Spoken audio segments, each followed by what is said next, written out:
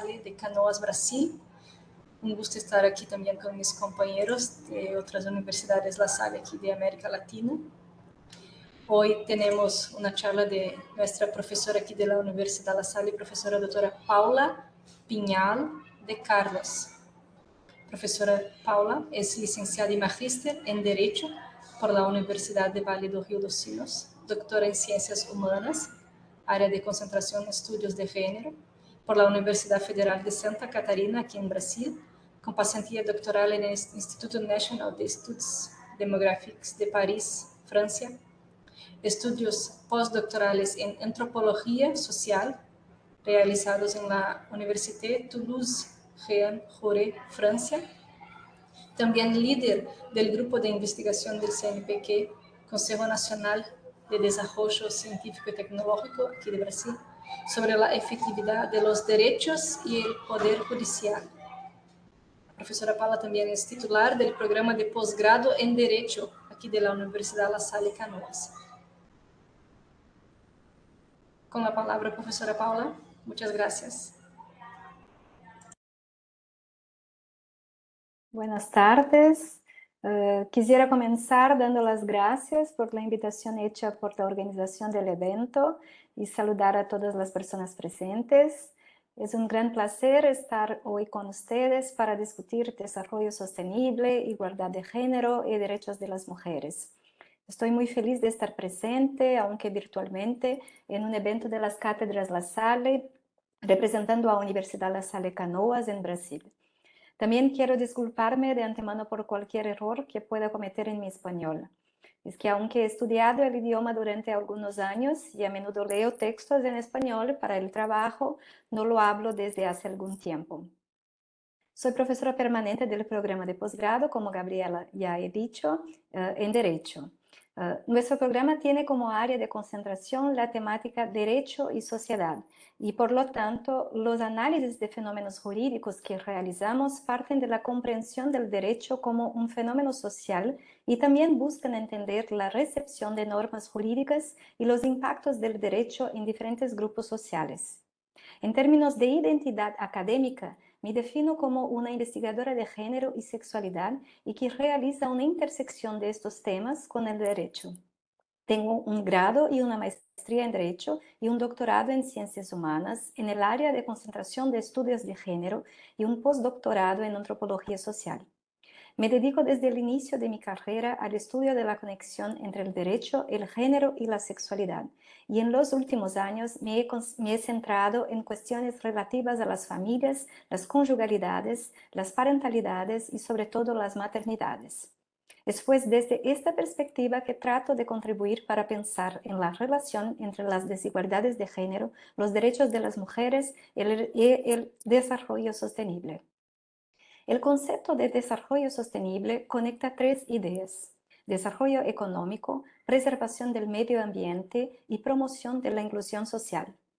Esto significa que además de ser considerado una forma de desarrollo que tiene en cuenta el no agotamiento de los recursos naturales, garantizándolos para las futuras generaciones, también lo hace con la perspectiva de la inclusión social.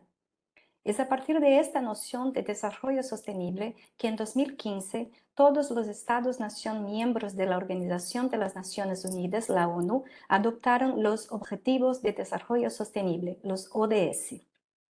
Se trata de 17 objetivos que se desglosan en varias metas diferentes, que deben ser alcanzados por estos países para 2030. Los ODS reafirman una agenda de compromiso con la mejora de la vida de las personas en diversos ámbitos. Sin embargo, no implican obligaciones para los estados. Por el contrario, se trata de directrices, metas y responsabilidades atribuidas a ellos. Su finalidad es didáctica. A través de informes y recomendaciones, los países pueden planificar cambios para mejorar las condiciones de la población actual y de las generaciones futuras. Alcanzar la igualdad de género y empoderar a todas las mujeres y niñas para 2030 es el quinto objetivo de desarrollo sostenible.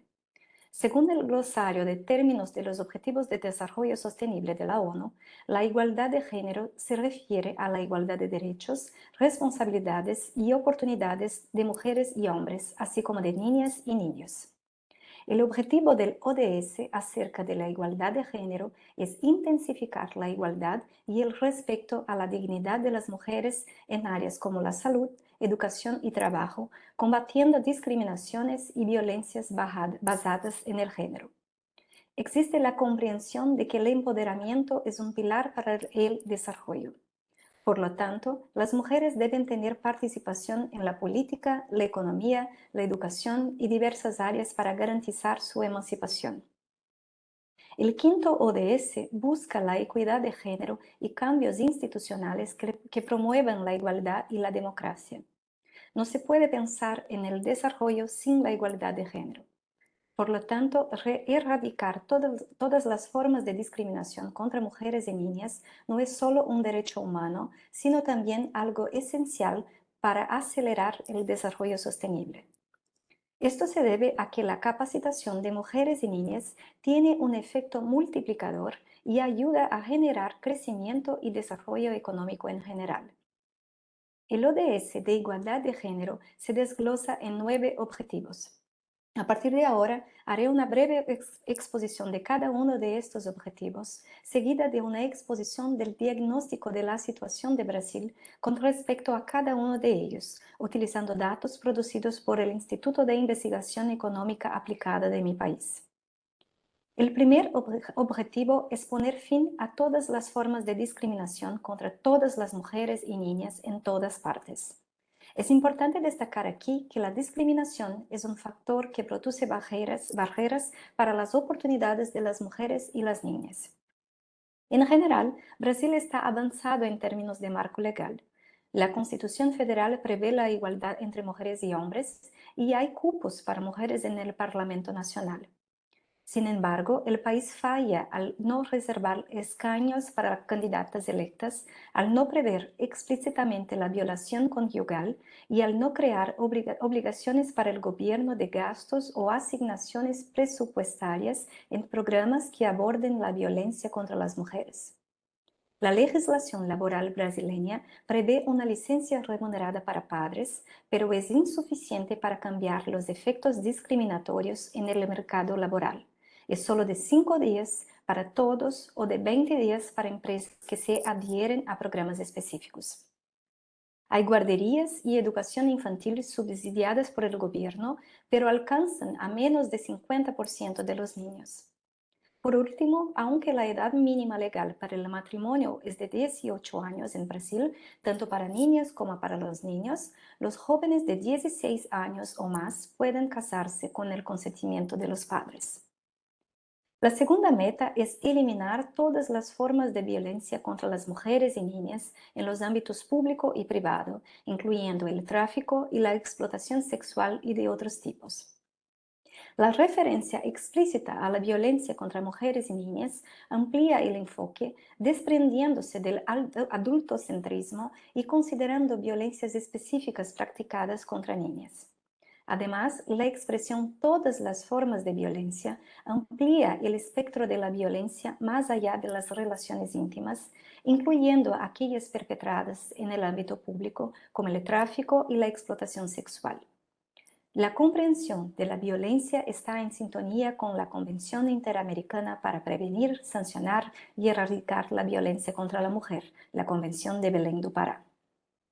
En lo que se refiere al fenómeno de la violencia, una gran dificultad en Brasil se refiere a su monitoreo, ya que no hay una investigación de victimización regular, nacional y oficial, medio considerado como el más adecuado para medir la violencia en la sociedad. La opción recae en los registros de denuncias policiales, pero no hay en el país un sistema nacional único que reúna toda la información registrada en las 27 secretarías estatales de seguridad pública. Hay divergencias incluso en cuanto a la tipología adoptada en cada una de estas secretarías. Tampoco hay datos oficiales sobre la violencia contra la población LGBT ni sobre la violencia practicada contra las mujeres negras. La tercera meta es eliminar todas las prácticas perjudiciales, como los matrimonios prematuros, forzados e infantiles, y la mutilación genital femenina.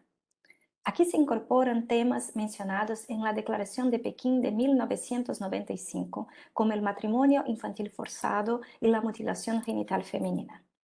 El derecho brasileño establece la edad legal para la unión matrimonial de 18 años, como ya he dicho, permitiendo la anulación del matrimonio infantil. Sin embargo, los jóvenes mayores de 16 años pueden casarse con el consentimiento de sus padres. Además, la legislación brasileña no prevé sanciones para quienes permiten que una niña o joven se case en contravención de la ley, ni para los padres o sus parejas.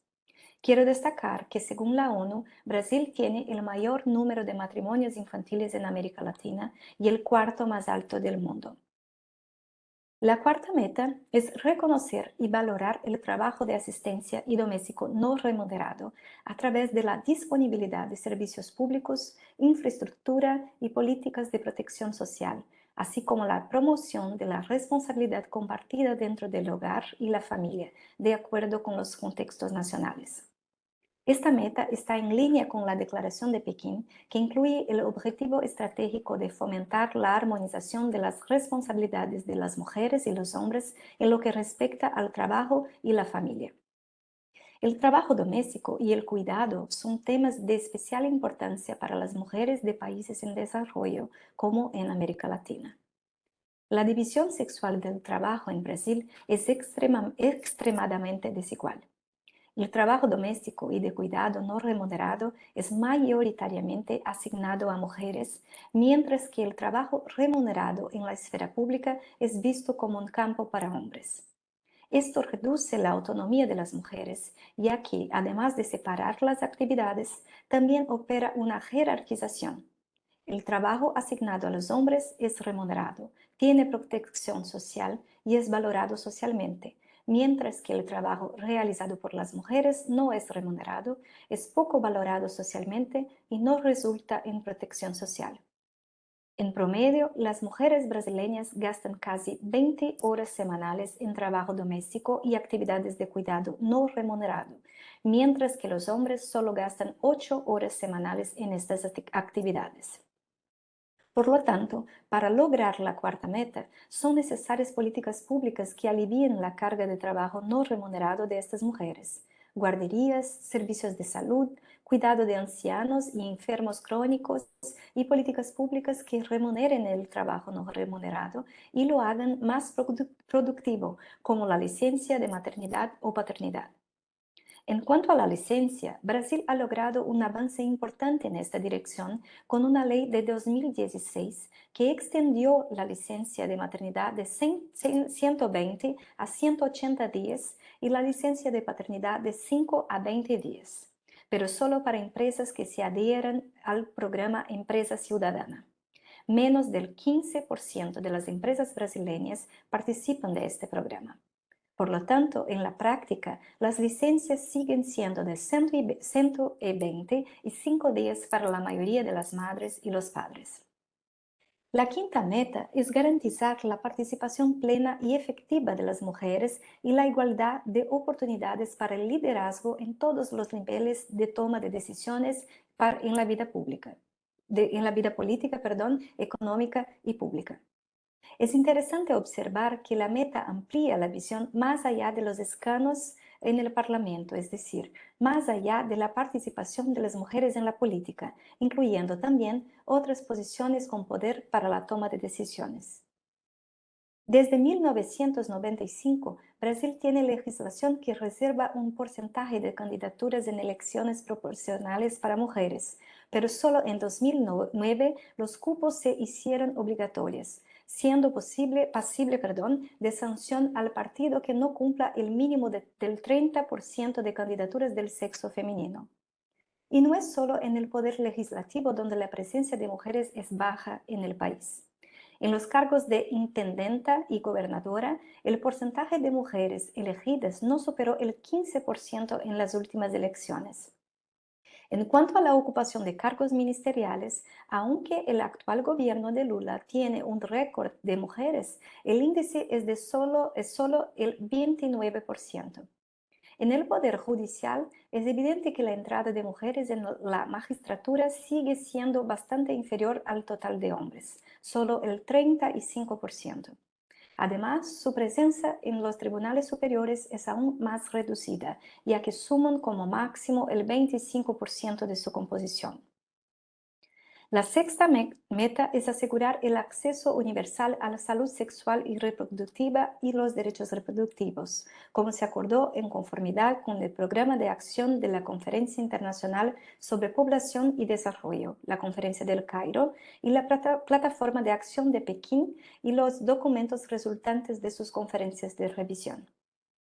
Los logros relacionados con los derechos sexuales y reproductivos consagrados en el Cairo y Pekín fueron explícitamente incluidos en los ODS gracias a estudiosos feministas. En este punto se destaca el desigual acceso a métodos anticonceptivos cuando se comparan mujeres blancas y negras, siendo estas últimas las que enfrentan barreras en el acceso a sus derechos sexuales y reproductivos. También hay una fuerte incidencia de embarazo entre adolescentes brasileñas y con grandes variaciones regionales, menor en el sur y sureste y mayor en el norte, y raciales, mayor entre indígenas y menor entre blancas. Esto se debe no solo a factores culturales, sino también a la dificultad de acceso a información y métodos anticonceptivos, especialmente entre adolescentes de menores ingresos. Existe un desigual acceso al acompañamiento prenatal, dejando fuera de esta cobertura especialmente a mujeres negras o indígenas, lo que resulta también en índices considerables de mortalidad materna, especialmente para estas dos categorías de mujeres. Por último, hay una preocupante particularidad en Brasil en relación con la salud reproductiva, el excesivo número de partos por cesárea realizados en el país, en especial en la red privada, que es mayormente utilizada por mujeres blancas. Esta diferencia se explica por dos razones. Primero, por cuestiones socioeconómicas, ya que las mujeres blancas acceden más a la red privada, en donde las cesáreas son predominantes. Segundo, porque el racismo institucional, aún presente en los servicios de salud, propaga la imagen de las mujeres negras como más resistentes al dolor, negando muchas veces el acceso al parto por cesárea e incluso a la humanización de la atención. La séptima meta es emprender reformas para otorgar a las mujeres igualdad de derechos en cuanto a recursos económicos, así como el acceso a la propiedad y control sobre la tierra y otras formas de propiedad, servicios financieros, herencia y recursos naturales, de acuerdo con las leyes nacionales. Esta meta aborda aspectos estructurales como derechos económicos, acceso a la propiedad y los recursos naturales, y abre posibilidades para avanzar más allá de la cuestión de la pobreza y enfrentar la cuestión de las desigualdades. En Brasil, aunque las leyes atribuyen a las mujeres garantías iguales a las de los hombres en cuanto a la posesión y uso de los bienes y derechos, aún se presentan obstáculos para asegurar que estos derechos sean respetados, especialmente en el medio rural. Además, es fundamental establecer y monitorear mecanismos que garanticen el acceso al crédito, la asistencia técnica y la capacitación para las mujeres. La octava meta es aumentar el uso de la tecnología de base, en particular la tecnología de la información y comunicación, para promover el empoderamiento de las mujeres. A incluir el tema de la tecnología, especialmente la tecnología de la información y comunicación, se abren posibilidades de respuesta a nuevas formas de desigualdad, con impacto en las desigualdades de género. Internet es un instrumento común en el día a día de brasileñas y brasileños, y el uso de dispositivos móviles es muy significativo. Casi el 80% de la población posee celular y solo el 10% de los hogares no tienen acceso a Internet. Es necesario, sin embargo, mayores inversiones para atraer a mujeres a las áreas de ciencias, matemáticas y computación. La baja presencia de mujeres en estas áreas, especialmente en la computación, hace que el mercado sea menos abierto a las demandas presentadas por ellas, además de crear un ambiente potencialmente más sexista y con mayores dificultades de ascenso en la carrera. Por último, la novena y última meta es adoptar y fortalecer políticas sólidas y legislación aplicable para la promoción de la igualdad de género y el empoderamiento de todas las mujeres y niñas en todos los niveles. Aunque genérica, esta meta puede tener la utilidad de albergar diferentes iniciativas en la perspectiva de la igualdad de género y el empoderamiento de mujeres y niñas. Para el cumplimiento de esta meta, es necesario adoptar políticas de igualdad de género, tener capacidad para monitorear las partidas presupuestarias para políticas de igualdad de género y tener mecanismos que permitan partidas presupuestarias para hacer tales partidas transparentes para la sociedad. En Brasil, desde principios de los años 2000, existen mecanismos institucionales en el aparato del Estado enfocados en la promoción de la igualdad de género. Sin embargo, no hay presupuesto federal sensible al género, lo que permitiría monitorear de forma más transparente las partidas presupuestarias para las políticas de esta naturaleza. Además, hay un desmonte de instituciones y políticas públicas iniciado en 2015, cuando la entonces Secretaría Nacional de Políticas para las Mujeres, vinculada a la Presidencia de la República y con estatus ministerial, fue anexada al Ministerio de las Mujeres, Igualdad Racial, Juventud y Derechos Humanos, con una consecuente pérdida significativa de presupuesto. Durante el gobierno de Bolsonaro, el Ministerio de la Mujer, de la Familia y de los Derechos Humanos se vio involucrado en varias controversias y fue acusado de promover políticas discriminatorias hacia la población LGBT, además de dejar a muchas mujeres sin asistencia frente al desmonte de las políticas enfocadas en la lucha contra la violencia. En el nuevo gobierno federal, elegido en 2022, se restauró el Ministerio de la Mujer y con ello se espera que también se restauren varias de las políticas perdidas en los últimos años. El ODS 5 y su objetivo de lograr la igualdad de género y el empoderamiento de mujeres y niñas son un estímulo importante para Brasil y los países latinoamericanos para continuar con las políticas públicas ya implementadas y crear nuevas políticas para promover esta agenda. Además, el ODS 5 ayuda a poner de relieve algunas lagunas para las cuales los estados aún no han desarrollado políticas, lo que representa una oportunidad para el desarrollo de nuevos enfoques con miras a consagrar la igualdad de género. No hay duda de que el objetivo de la igualdad de género y sus metas son auspiciosos y necesarios. Sin embargo, su efectividad depende de las luchas políticas que se libren en varios niveles y de la postura de los movimientos de mujeres en estos debates, especialmente teniendo en cuenta las contradicciones entre los principios de los derechos humanos y los modelos hegemónicos de crecimiento económico en una era de globalización neoliberal. Además, en América Latina y especialmente en Brasil, una agenda de género más amplia y transformadora también enfrenta obstáculos políticos de movimientos religiosos, sociales y políticos declaradamente antifeministas. Estas barreras se traducen, por ejemplo, en el movimiento contra lo que denominan ideología de género, cuyo origen se localiza poco después de la Conferencia de Pekín en 1995 como reacción contra la Plataforma de Pekín. Según las acusaciones de estos movimientos, la agenda de género es un ataque contra la familia financiado por agencias internacionales capturadas por feministas y marxistas. Los movimientos contra la ideología de género se organizan internacionalmente con una fuerte presencia en países de América Latina y son llevados a cabo principalmente por las iglesias evangélicas. Especialmente en Brasil, en los últimos años hemos estado viviendo un contexto político en el cual la democracia se vio fuertemente amenazada, mientras que las políticas neoliberales se vieron reforzadas. Por lo tanto, las barreras para la defensa de los derechos de las mujeres y las niñas fueron ampliadas. Este escenario demuestra la necesidad de afirmar que la agenda de igualdad de género sigue conectada a la necesaria defensa de la democracia, la justicia social y el Estado como agente fundamental de la protección social. No hay duda de que alcanzar la igualdad de género y empoderar a todas las mujeres y niñas hasta 2030, especialmente considerando el contexto brasileño como he intentado hacer, o incluso latinoamericano, es un objetivo desafiante. A pesar de esto, en el caso de Brasil y también de varios países de nuestro continente, hay algunos indicadores positivos.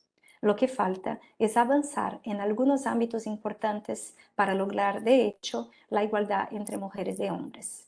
Solo así podremos promover un desarrollo sostenible y garantizar un futuro inclusivo para las próximas generaciones. Muchas gracias.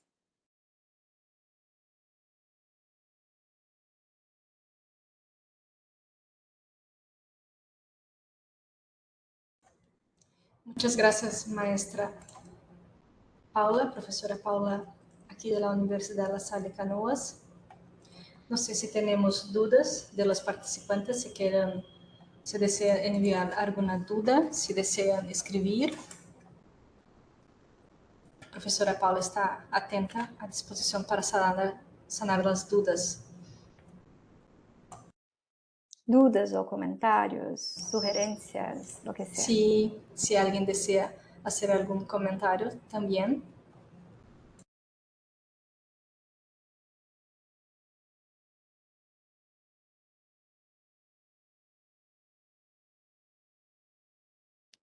O mismo comparaciones con sus países de origen también, porque he intentado aportar datos de Brasil, tal vez puedan hacer algunas comparaciones, intentar hacer algunas comparaciones con sus países o algo así.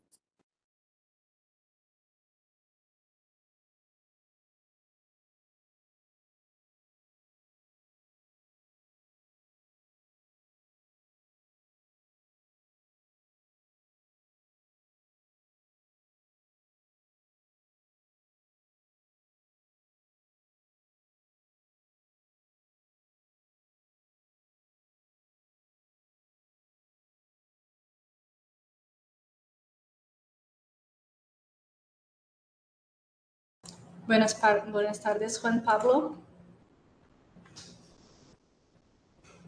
No sé si va a escribir su duda.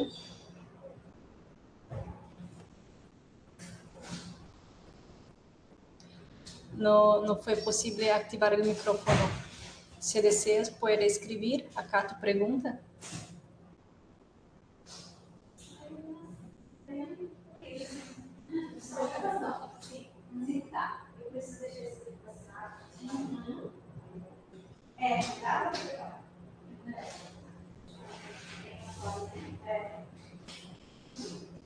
No sé, profesora, ¿cómo ves acá en Brasil con este cambio de gobierno, este nuevo Ministerio de la Mujer que teníamos y después hubo esta transformación de gobierno y ahora lo que esperas? Lo que nosotros aquí en Brasil, con tu experiencia, ¿cuál es la esperanza que vamos a tener en un corto tiempo y a largo tiempo? Creo que, como he dicho, tuvimos un desmonte muy grande, especialmente en lo que se refiere a las políticas de violencia. Tuvimos en los últimos años, por ejemplo, la creación de lo que llamamos Casas de la Mujer Brasileña, que se empezó en los primeros gobiernos Lula y que después esta política fue descontinuada. Y se espera, por ejemplo, en lo que se refiere al enfrentamiento a la violencia contra la mujer, que esta política, que es una política muy amplia no solo de enfrentamiento, pero para abrigar a las mujeres también, para tener un tipo de acceso y de atendimiento integral para la mujer e incluso para la familia, para los niños que están en esta situación, que sea nuevamente implementado. Esto está ya en discusión. Se espera que esto va a ser nuevamente implementado, pero en este momento estamos en el principio. Sí. Entonces, no son políticas de corto de corto plazo, incluso porque son políticas que necesitan de un gran investimento. Y después que se desmontan políticas públicas para Sí, recuperarlas, no es algo tan fácil. Son muchos años de desmonte de políticas públicas importantes. Por ejemplo, solo se habla de las cuestiones de violencia de género en Brasil. ujú, sí.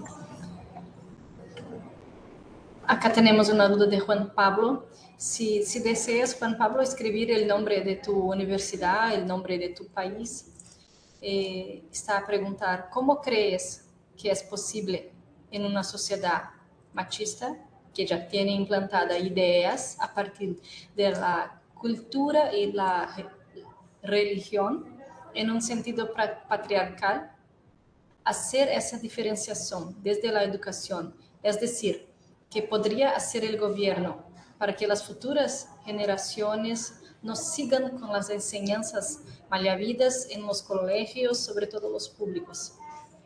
Universidad La Salle, Colombia, la pregunta. Es una pregunta muy interesante, Juan Pablo. Creo que acá en Brasil tuvimos una experiencia de intentar hacer esto, pero no sin polémicas, no sin grandes polémicas acá. Muchos dijeron que se estaba haciendo educación sexual en las escuelas o que se estaba haciendo mismo enseñanza de las homosexualidades o algo así, cuando se intenta a desconstruir estos padrones sexistas, estos padrones que son en realidad padrones jerárquicos que ponen las mujeres como jerárquicamente inferiores a los hombres. Entonces, construir una sociedad más igualitaria se hace, como has dicho, por la educación. Se hace con los niños, desde la niñez.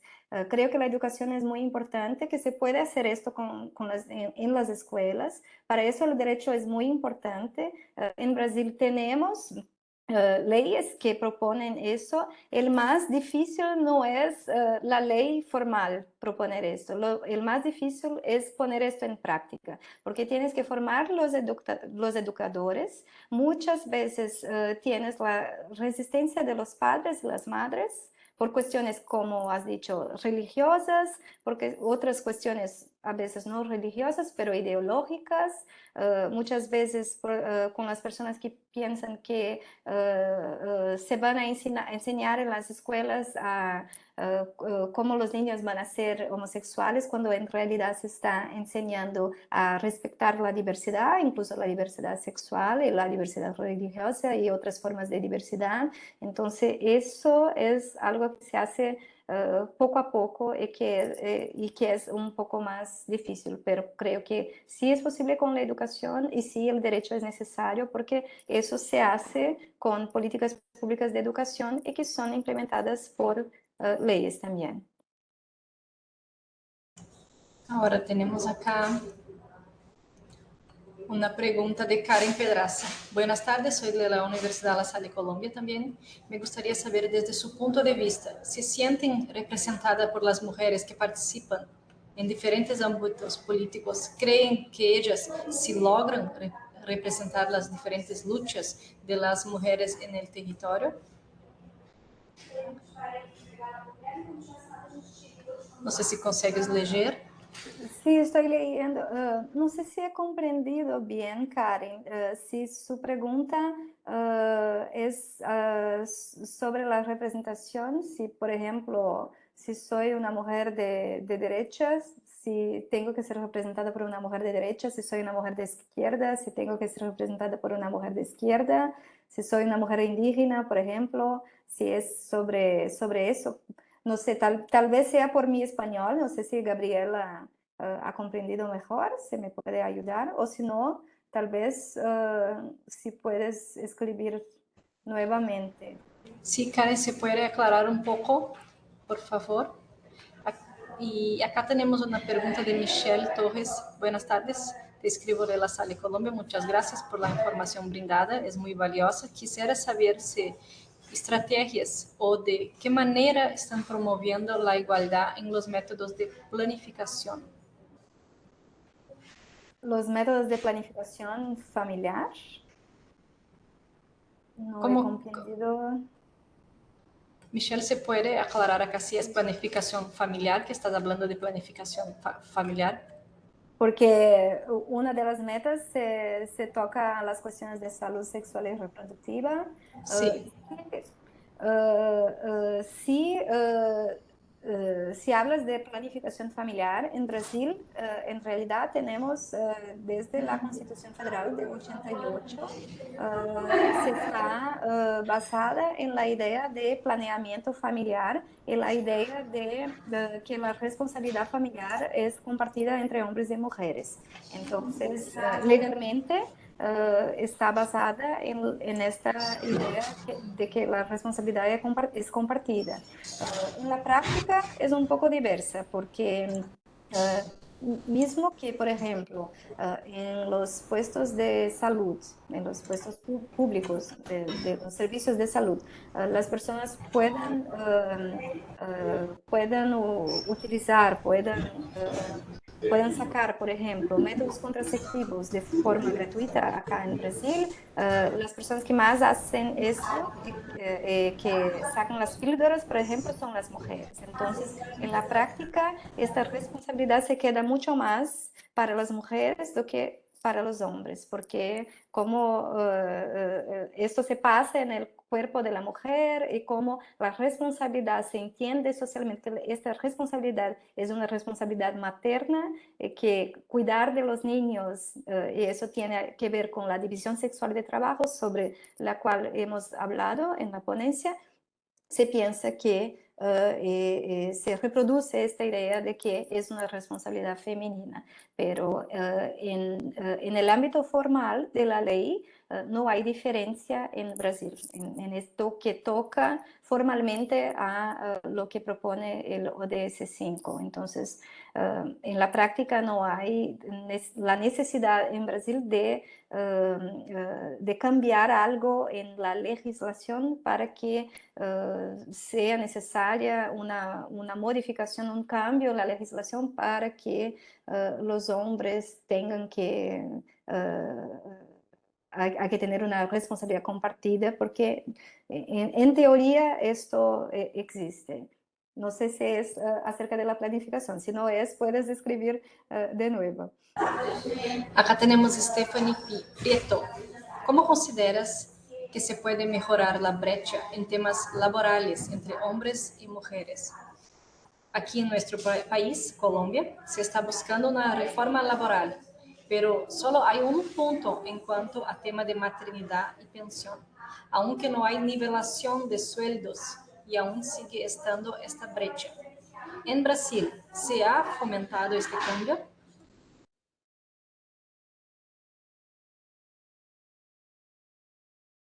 Estaba procurando acá la pregunta de Stephanie porque cuando leo ahora encontré, se quedó un poco más fácil. La cuestión de la brecha laboral es un tema muy complejo, Stephanie, porque, por ejemplo, tenemos en la ley la prohibición de discriminación laboral entre hombres y mujeres. Tenemos procesos judiciales en los que las mujeres buscan indemnizaciones, por ejemplo, por estas discriminaciones. En este último día, 8 de marzo, el Día Internacional de la Mujer, el presidente Lula ha hecho la propuesta de un nuevo proyecto de ley de discriminación laboral con, por ejemplo, es solamente un proyecto, no ha sido aprobado, pero que partió de la presidencia de la República, voltado exclusivamente a la discriminación laboral entre hombres y mujeres, con multas, no sé si es la palabra correcta, Gabriela, en que las empresas tienen que pagar un valor si no Sí. cumplen con la obligación, si es multa, el correcto, y con una fiscalización más amplia para las empresas. Las empresas tenían que enviar relatorios con su porcentaje de hombres y mujeres, relatorios periódicos una fiscalización un poco más específica en relación a las cuestiones de igualdad de género.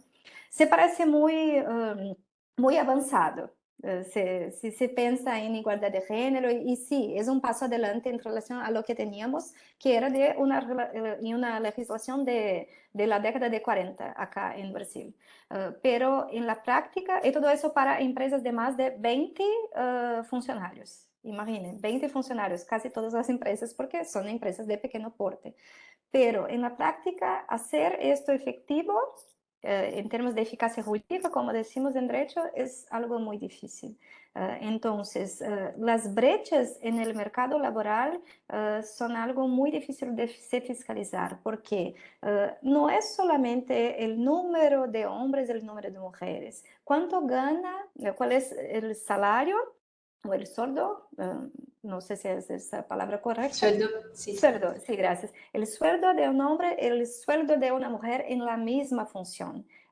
Verificar esto es muy fácil. Con eso sí, se puede punir la empresa que no hace, pero en realidad hay muchas otras cuestiones muy complejas. Por ejemplo, cuando hablas de las barreras invisibles que hacen con que las mujeres no consigan avanzar en sus carreras. Eso trae impactos para los sueldos de las mujeres también.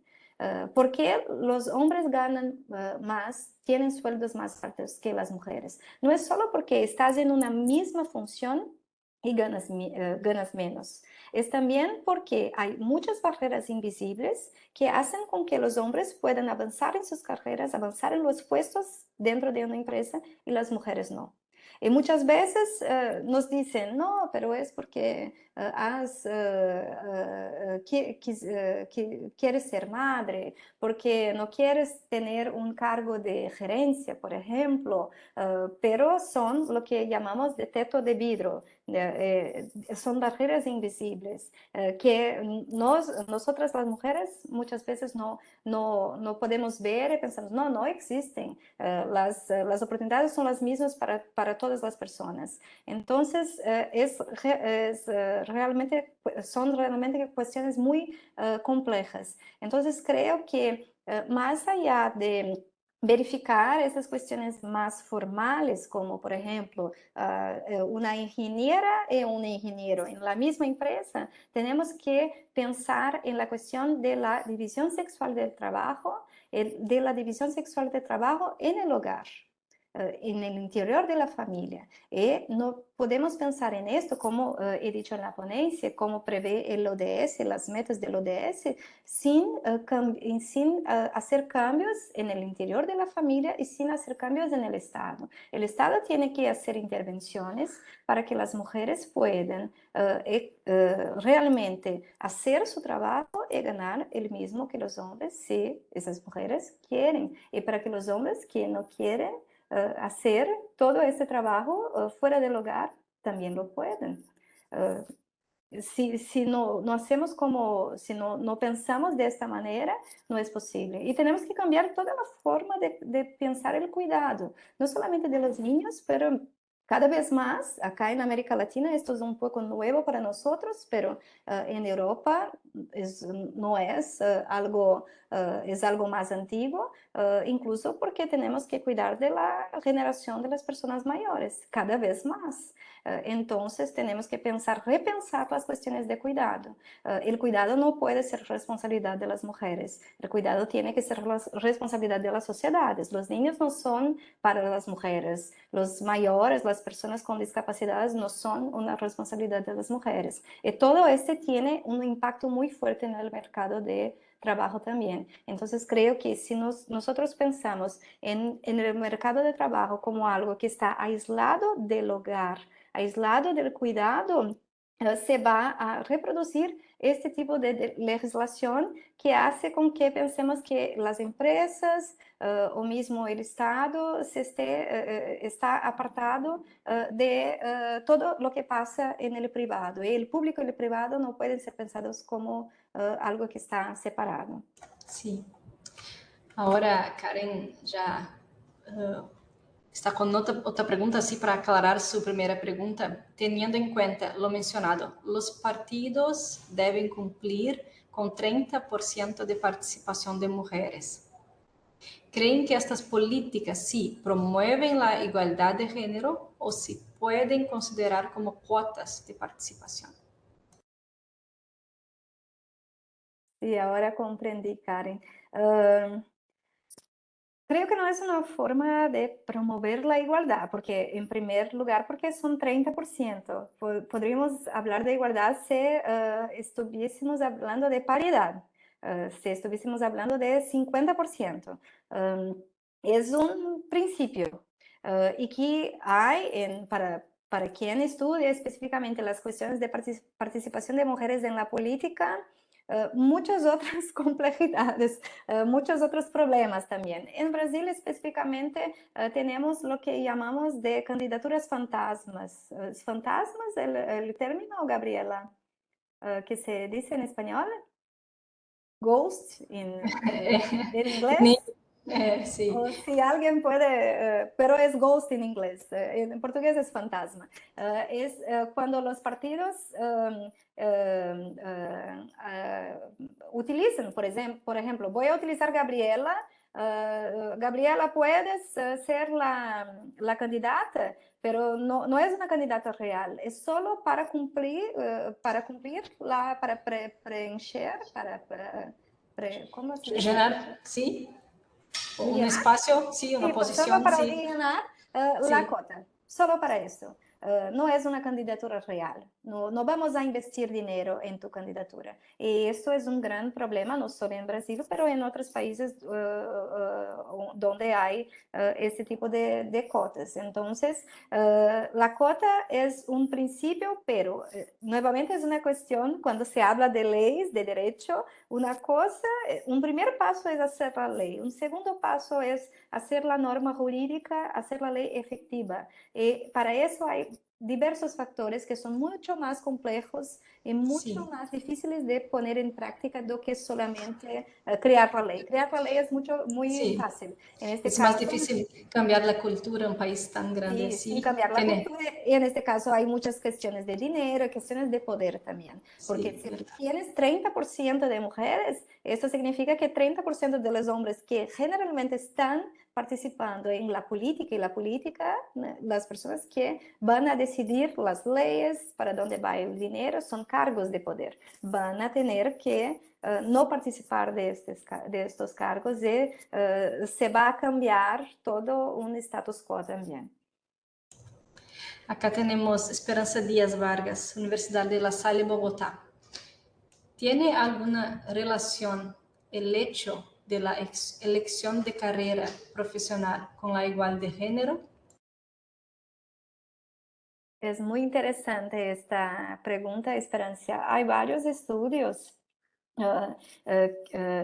del área de género y trabajo que van a decir que la carrera que elegimos puede sí tener relación con las cuestiones de género, pero no como una cuestión biológica, por ejemplo. Las mujeres son más relacionadas a cuestiones de cuidado, pero con la forma como somos socializados y socializadas.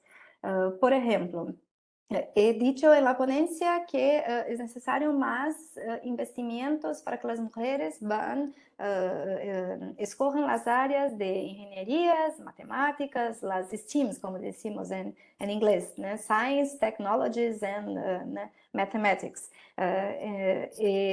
Por eso, en estas áreas generalmente tenemos un número menor de mujeres. Incluso en este gobierno Lula tiene ahora un edital para fomentar la participación de meninas, de niñas en el ensino medio, en la escuela, para que ellas escojan las carreras de ingenierías, matemáticas y computación, por ejemplo, para las próximas generaciones. La cuestión es cómo somos socializados y tiene que ver incluso con aquello que nos dicen que que son las cualidades esperadas para cada género. Entonces, generalmente escuchamos que los hombres son más objetivos, que las mujeres son más subjetivas, que escuchan mejor. Entonces, si pensamos, si imaginamos, por ejemplo, un psicólogo o una psicóloga, probablemente vamos a imaginar una psicóloga. Una persona que va a atender una psicóloga infantil, por ejemplo, vamos a imaginar una psicóloga infantil. Si pensamos en una profesora de infantil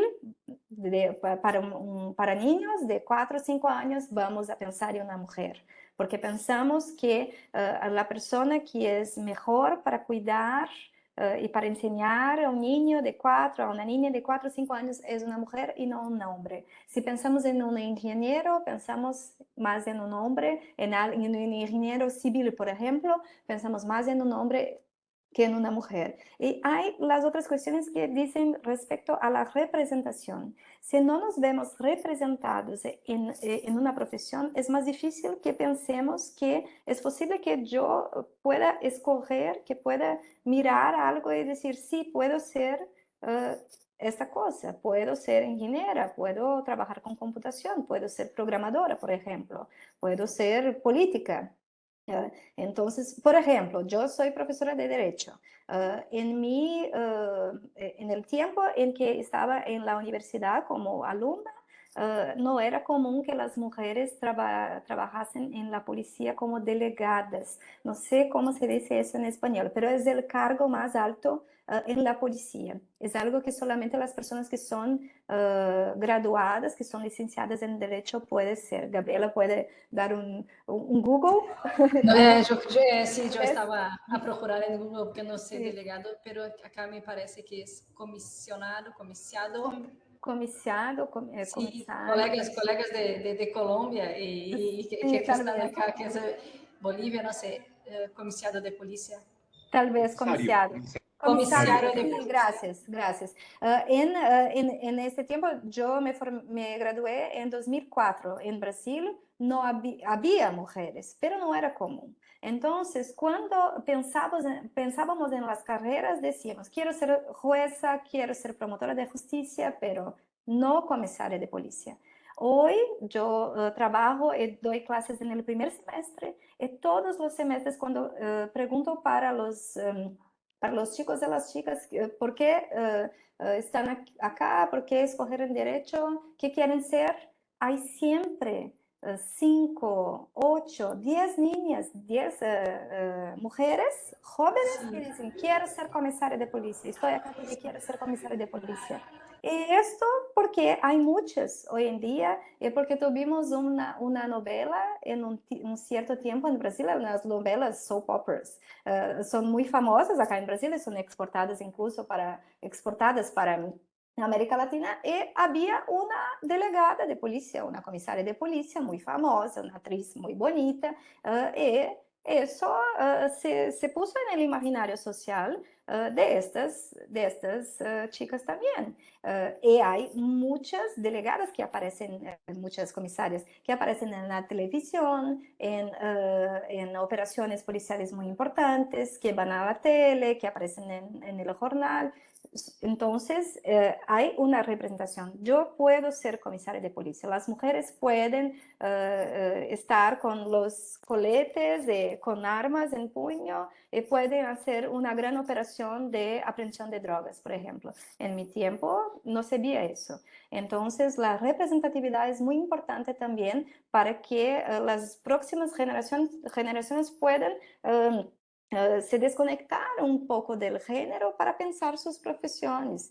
No se quiere decir que eso se va a estar totalmente desconectado, porque el género no va a desaparecer. La cuestión es pensar en las desigualdades, que el género no sea un factor de limitación para las escollas de las personas. Que yo no piense que no puedo ser programadora de computadores porque no hay mujeres, y porque voy a sufrir discriminación sexual y voy a sufrir asedio sexual porque hay solamente hombres, y que va a ser muy difícil de trabajar y de tener empleo en esta área. Eso creo que es lo más importante. La pregunta de Michelle, que había hablado acerca de planificación, ahora está un poco más aclarado. Su pregunta va más enfocado hacia el acceso que tienen las mujeres a los métodos de planificación. Acceso de las mujeres a los métodos de planificación. Es decir, cómo se va a promover la igualdad en métodos de planificación entre mujeres blancas, negras e indígenas. Ahora he comprendido, Michelle. Creo que esto no es algo fácil, especialmente si consideramos que, por ejemplo, para mujeres indígenas, generalmente estamos hablando de mujeres que no están en las ciudades, que no están en el plan urbano.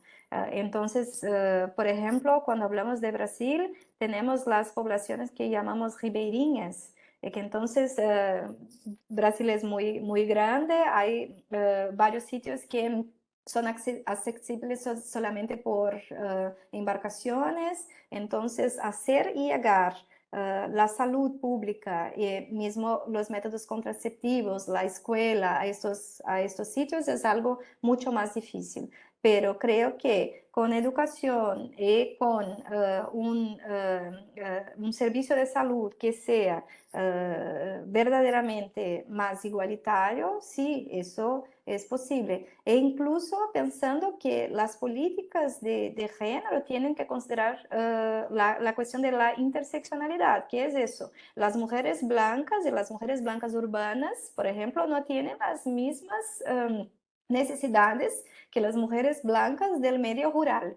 Las mujeres negras del medio urbano no tienen las mismas necesidades de las mujeres negras que están en el interior del nordeste, por ejemplo. Y las mujeres indígenas, la misma cosa. Las mujeres indígenas tienen su diversidad, porque hay mujeres indígenas que están más próximas de ciudades y otras que están mucho más aisladas.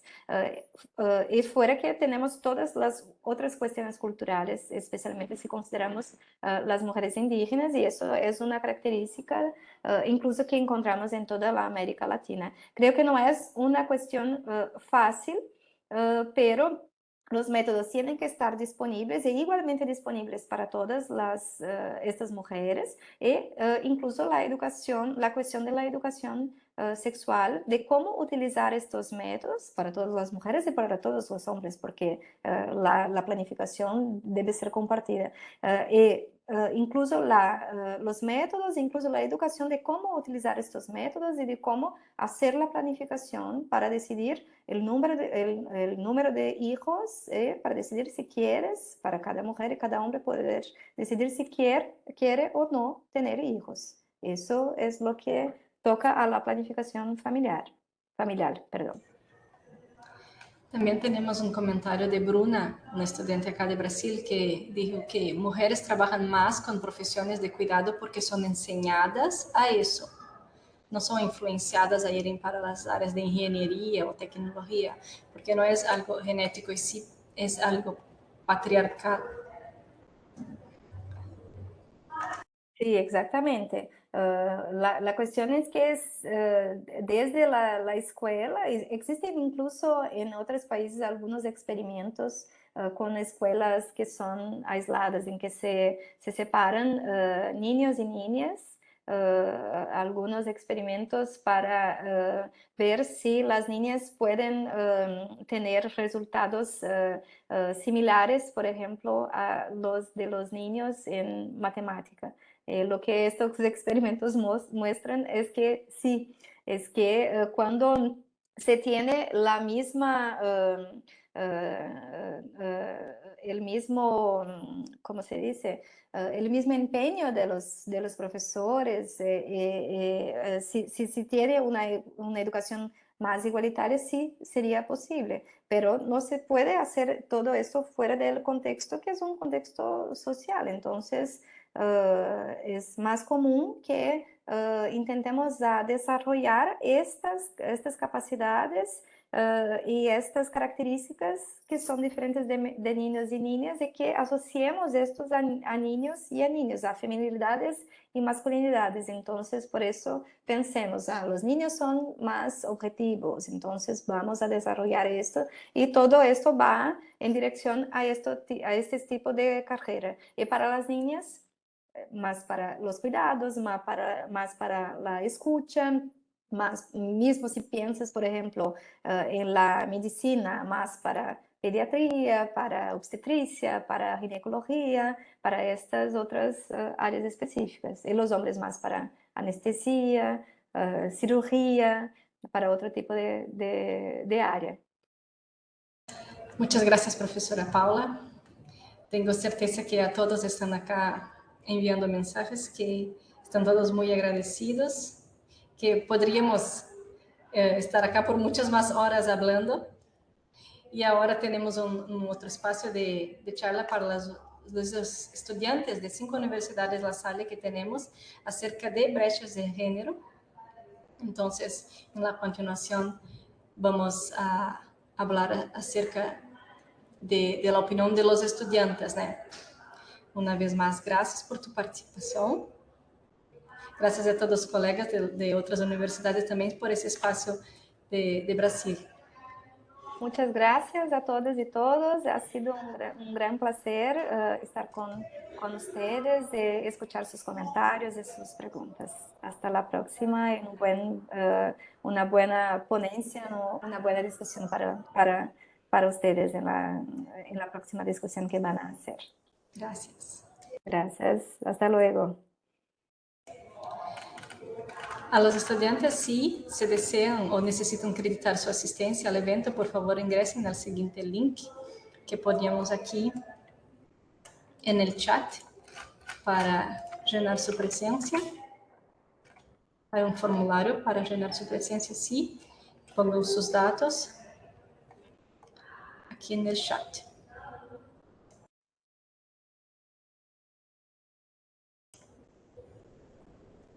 En 2 minutos vamos a empezar con la charla de las estudiantes.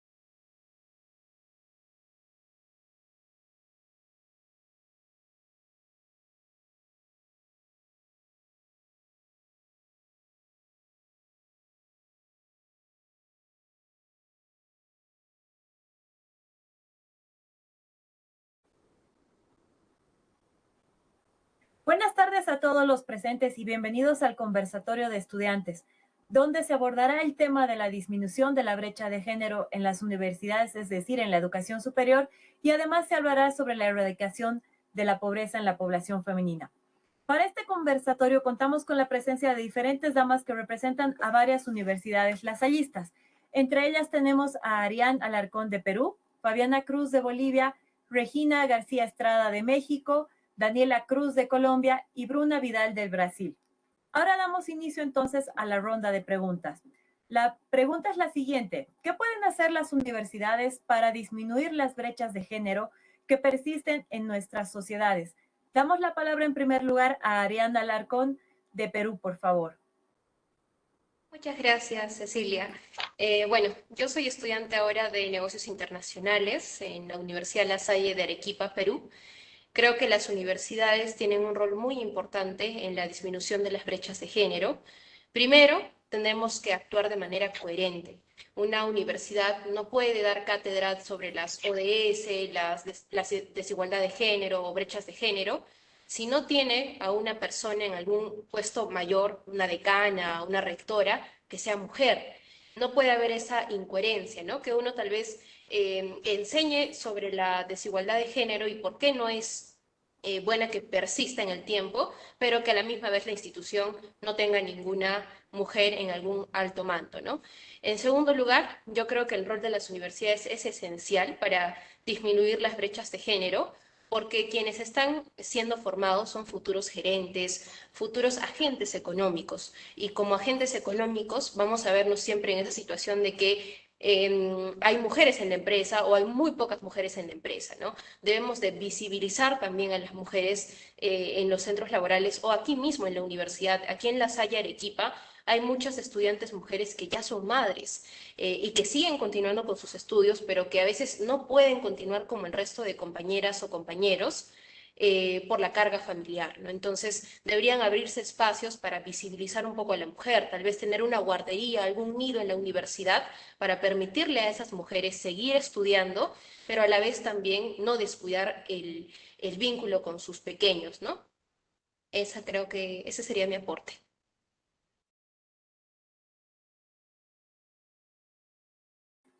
Muchísimas gracias, Arián. Le damos la palabra ahora a Fabiana Cruz de Bolivia, por favor. Buenas tardes, mi nombre es Fabiana Cruz, soy de la Universidad de La Salle, Bolivia. Estoy estudiando actualmente Ingeniería Comercial. Estoy en mi quinto semestre, mi tercer año. Yo pienso que la brecha educacional, los sesgos y los estereotipos que se sostienen en esta sociedad patriarcal se revelan a la hora de elegir una carrera profesional, lo que lleva a los niños a escoger carreras más lucrativas en sectores productivos como los de ingeniería o finanzas, más valorados que los sectores feminizados, que son centrados en servicios.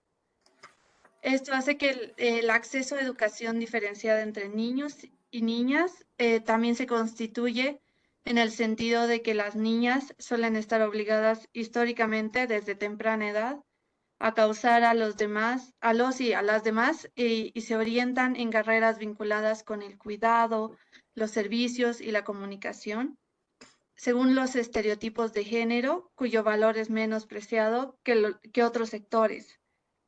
Los niños, en cambio, están incentivados a desarrollar habilidades psicomotrices y a tomar riesgos. Entonces, los hombres y las mujeres deben romper con su mandato social, lo que va a generar rupturas en su entorno inmediato, como manifestaciones de sexismo que las obligan a veces a orientarse hacia sectores más feminizados. Las universidades deben fomentar la educación en ciencia, tecnología, matemáticas, tanto a mujeres y hombres en igualdad de condiciones y ser parte de la masa crítica poblacional que desmonta estereotipos de género para que nadie se quede atrás. Un segundo punto que quería tomar es de la brecha salarial, ya que tomando en cuenta datos de la OIT, de la Organización Internacional del Trabajo, en mi país, Bolivia, es el país de la región con más índices de empleo informal. La tasa de informalidad de empleo de las mujeres alcanza el 75%, en cambio del 75%, en cambio para los hombres es del 71%. Teniendo en consideración estos datos, en el sector informal no rige ninguna normativa de términos de salario mínimo, protección social y condiciones de trabajo. Las mujeres del sector informal ganan en promedio 2.200 bolivianos mensuales, en cambio a 3.400 bolivianos para las mujeres en el sector formal en Bolivia. Y creo que es importante recordar que la falta de ascenso en las carreras de las mujeres no es por falta de capacidades o mérito personal, sino resulta de construcciones sexistas que se reflejan en las empresas y por los prejuicios o el desconocimiento acerca de las capacidades de las mujeres como directoras y lideresas, así como por la falta de medidas que permitan a las mujeres extraerse de su mandato social de cuidadoras. Gracias. Perfecto, muchísimas gracias. Bueno, ahora es el turno de Regina García de México, por favor. Hola, buenas tardes. Mi nombre es Regina García y antes de iniciar, creo que es importante mencionar los avances que grupos feministas han logrado hasta el día de hoy. Los cambios se muestran en los propios hombres, quienes rompen los paradigmas machistas y educan a sus hijos en la igualdad y el respeto hacia las mujeres y hacia este movimiento. La verdad es que la sororidad es un sentimiento que se contagia y al cual me uno siendo totalmente consciente de la generación a la que pertenezco y asumiendo el compromiso que me corresponde. Dicho esto, creo que es importante mencionar qué es una brecha de género. La brecha de género es esta disparidad que existen entre hombres y mujeres en cuanto a derechos, oportunidades y recursos. Estas se dividen en 4 áreas claves, las cuales son salud, educación, economía y política. En el área de salud, los estudios de salud hoy en día están basados en el sexo masculino, lo cual pone a la mujer en una disparidad, ya que hay medicamentos que son dañinos para la salud femenina. En el área de economía, a la mujer se le remunera 24% menos que al hombre. En el área política, solo 22 mujeres en el mundo son jefas de un estado o presidentas de un gobierno y las mujeres representan menos del 30% de los ministros en 130 países. Y en el área de educación, de 750 millones de personas analfabetas, 2/3 partes son mujeres. Menos del 40% de los países da a niños y a niñas el mismo acceso a la educación básica y a nivel bachillerato, solo el 39% de los países ofrece igualdad de acceso a hombres y a mujeres. Entonces, en este contexto, el papel de las universidades, yo creo, sería el de crear ciudadanos con pensamiento crítico, y aquí en La Salle, además de formar personas con estas características, sería el de crear ciudadanos o profesionales con valor, ¿no? Entonces, por esto, el enfoque debe estar en el área de la educación. Ya lo mencionaba Nelson Mandela, la educación es el arma más poderosa que puedes usar para cambiar al mundo. Entonces, ¿cómo se pueden crear ciudadanos con valor, bueno, profesionales con valor o ciudadanos con pensamiento crítico cuando existe esta disparidad de género? Para empezar, creo que es importante concientizar a los alumnos sobre la disparidad, más no diferencia entre hombres y mujeres que existe hoy en día y cómo podemos disminuir esta brecha. Impulsar el respeto como elemento de cambio en las relaciones entre hombres y mujeres con una clase de educación emocional profunda y constante, impulsar la participación femenina en puestos de mando medios y altos en las instituciones de educación superior y enfocar cursos o talleres de capacitación para el personal docente y administrativo sobre el lenguaje y las conductas que enfatizan las brechas de género. Gracias. Muchísimas gracias, Regina. Le damos la palabra ahora a Laura González de Colombia, por favor. Buenas tardes, muchas gracias. Mi nombre es Laura Sofía González, soy de la Universidad de Colombia, estoy en 6º semestre de negocios y 3º finanzas. Estudio las 2 carreras, entonces, teniendo en cuenta el panel que estamos trabajando el día de hoy, hay que tener en cuenta que muy pocas mujeres son las que se encuentran en capacidad y tienen registro evidente en las universidades de evidenciar que estudian 2 carreras, como en mi caso. Y más que todo teniendo en cuenta carreras tipo STEM, carreras que son de sistemas, tecnología, matemáticas, entre otras. Y teniendo en cuenta esto, según el Observatorio Laboral de la Educación en Colombia, solo en 2018 se evidenciaron que el 39.7 mujeres fueron personas graduadas, pues es un porcentaje muy pequeño, es un porcentaje que no evidencia ni siquiera el 50% de la población graduada anualmente. Y teniendo en cuenta la labor de las universidades, la labor de la Universidad La Salle es mejorar esos porcentajes, darle a las mujeres ese apoyo, darle esa capacidad de poder participar y ser mejores profesionales. Y como venían nombrando el tema de madres de cabezas de familia que están estudiando, madres primerizas. La Universidad La Salle en Colombia tiene la capacidad de ser un centro de maternidad, lo que evidencia el apoyo que se le ofrece a las mujeres para poder lograr sus sueños, lograr ser profesionales, poder participar en una sociedad crítica y al mismo tiempo ser partes de la sociedad en el sentido en que puedan buscar soluciones en nuestra sociedad actual, porque pues sabemos que en Latinoamérica muchos de los países actuales tienen problemas políticos, sociales, económicos, y porque solo los hombres tienen que participar en ese cambio del futuro.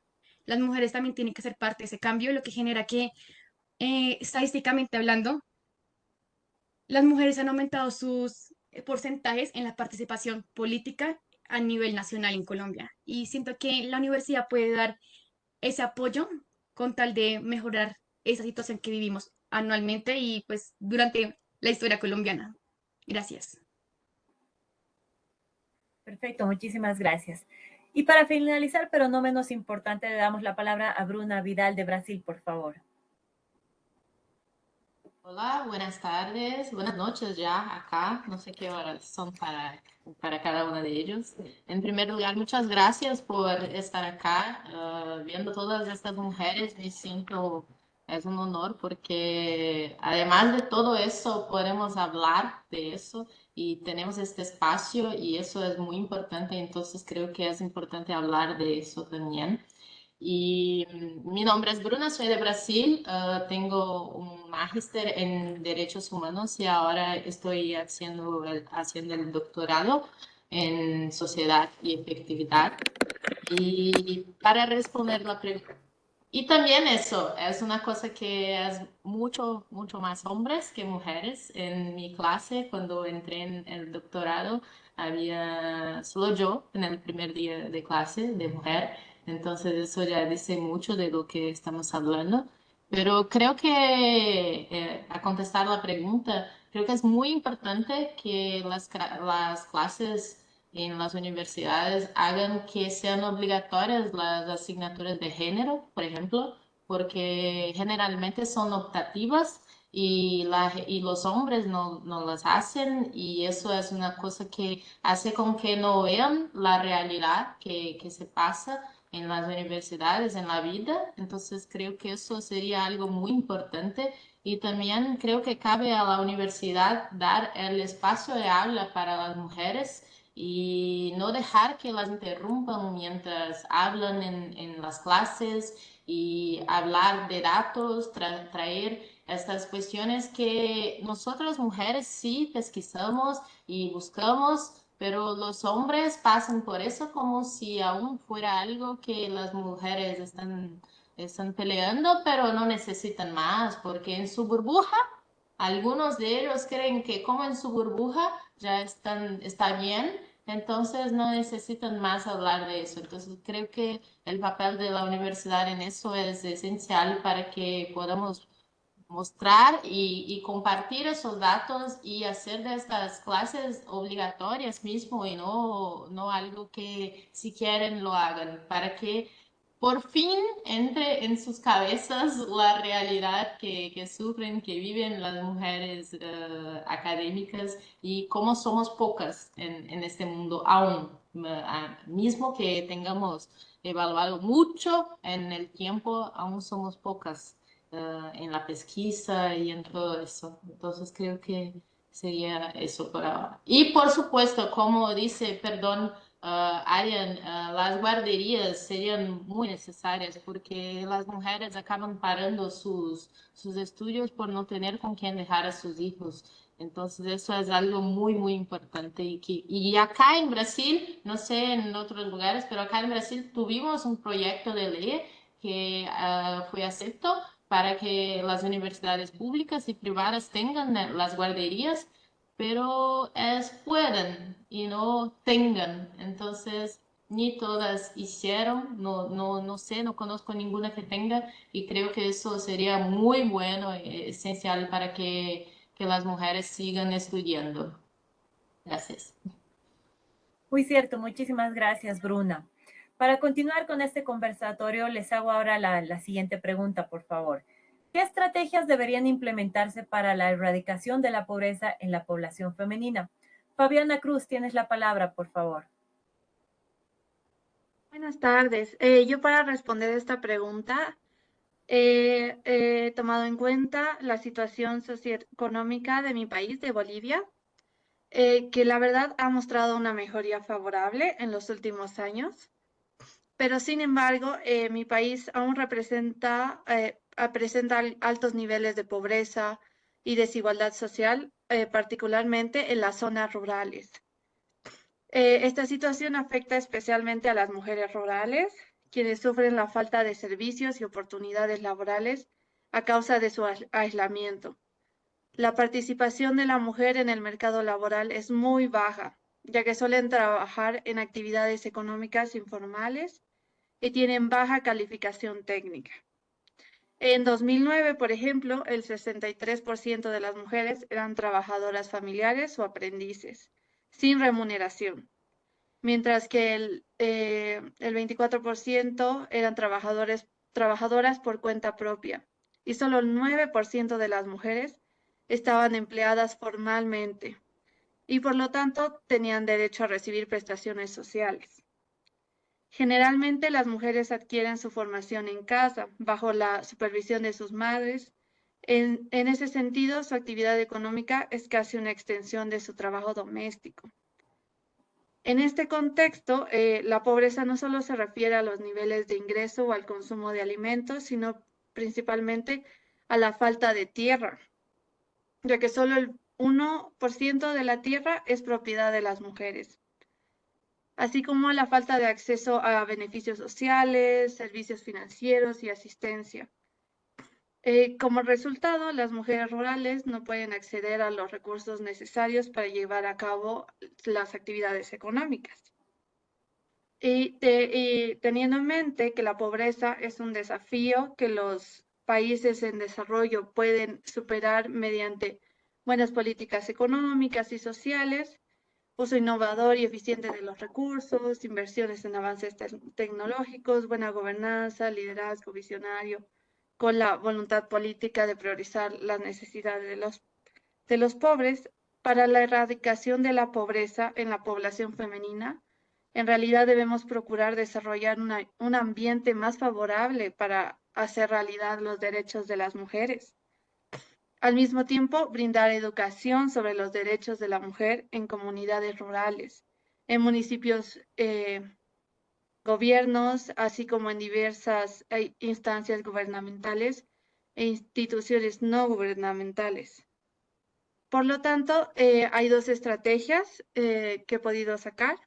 Se pueden aplicar primeramente la creación de activos patrimoniales productivos para las mujeres, garantizando la igualdad de acceso al crédito, los activos, recursos productivos y a la tecnología, y para que de esta manera se pueda reforzar y ampliar los conocimientos a la hora de trabajar en emprendimientos comerciales con las mujeres.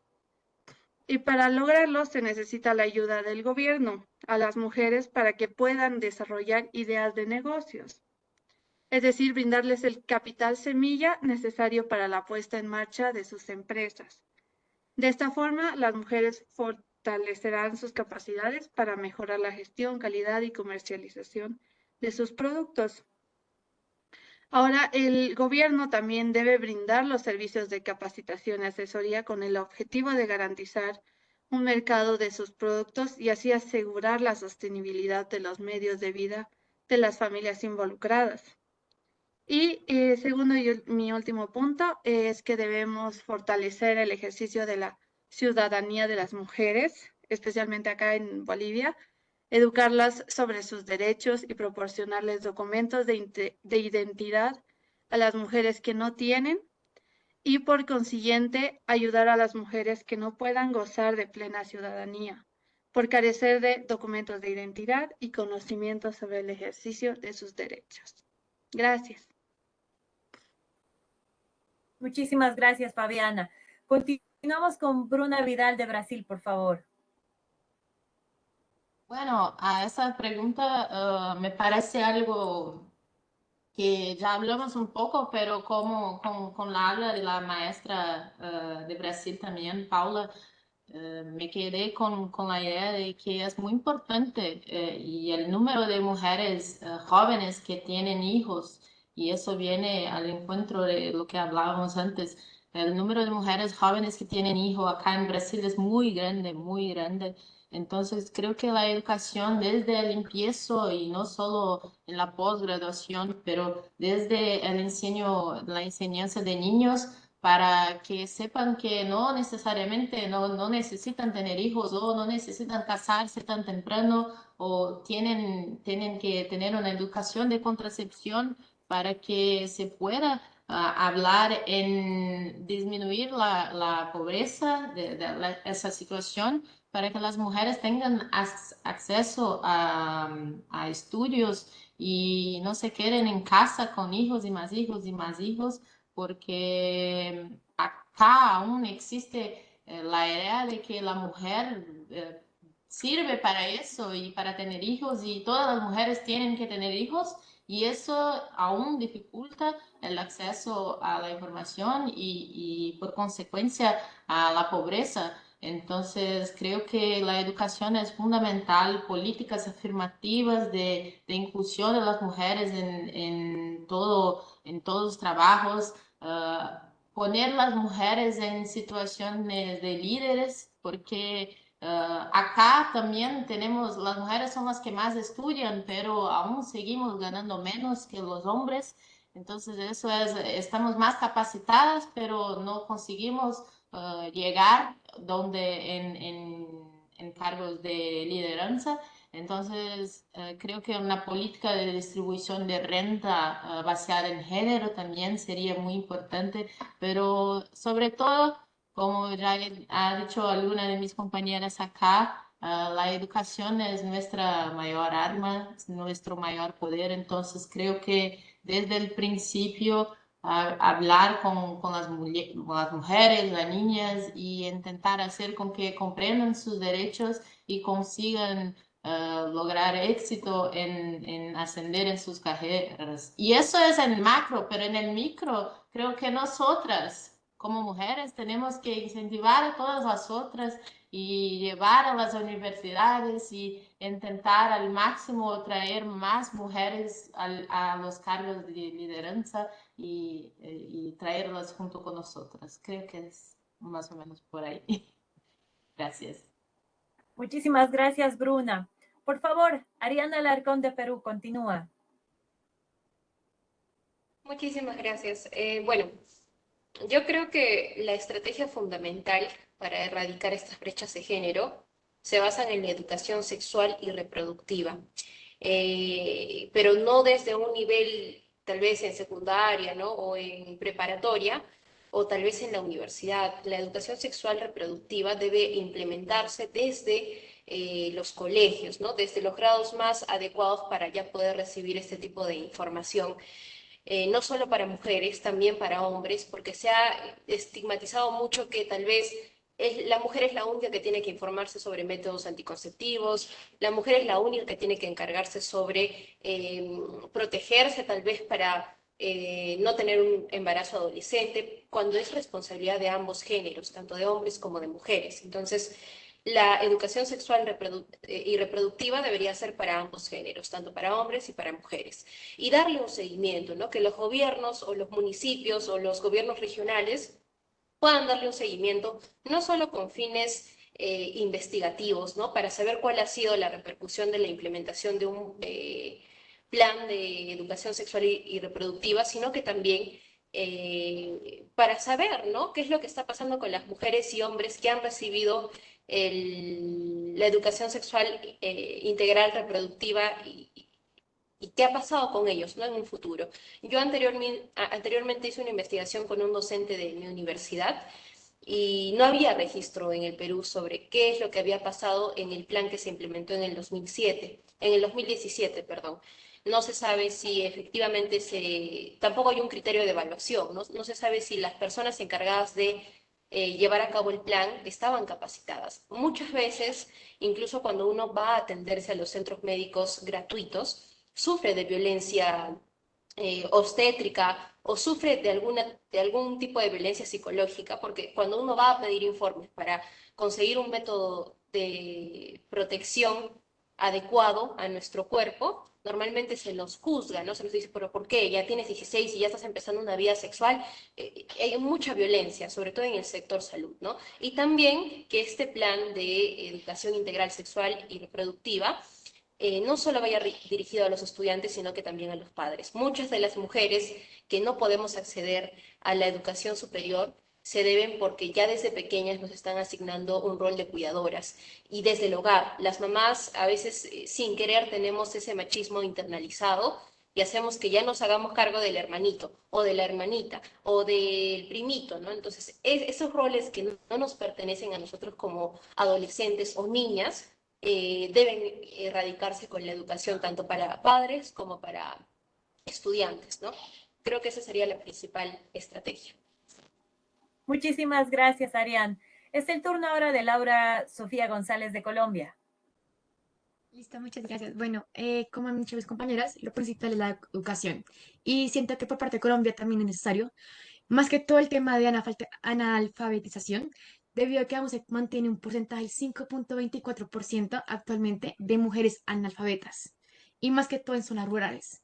Lo que da a entender que, a pesar de que el país quiere mejorar, la educación sigue siendo una falencia en la sociedad actual. A pesar de que seguimos en el siglo XXI, 2023, hay unas falencias muy grandes y unas brechas sociales y económicas en cuanto a la educación. Lo que genera que muchas de las mujeres, muchas niñas no son capaces ni siquiera de llegar a secundaria en las zonas rurales porque no tienen información. Ni siquiera tienen un lenguaje básico, tanto funcional como digital. Y siendo sinceros, hoy actualmente gran parte de la educación se mueve por la tecnología, herramientas tecnológicas, dispositivos tecnológicos, y muchas de las mujeres y niñas en las zonas rurales no los tienen, lo que genera que no tengan la capacidad para buscar soluciones a sus vidas y poder encontrar una mejor oportunidad laboral, de educación, y tanto esto genera que haya una reducción a la pobreza, una reducción de la pobreza en zonas rurales, que son las más impactadas por tanto violencia familiar, violencia psicológica o simplemente por grupos al margen de la ley que afecta a la sociedad en la zona rural.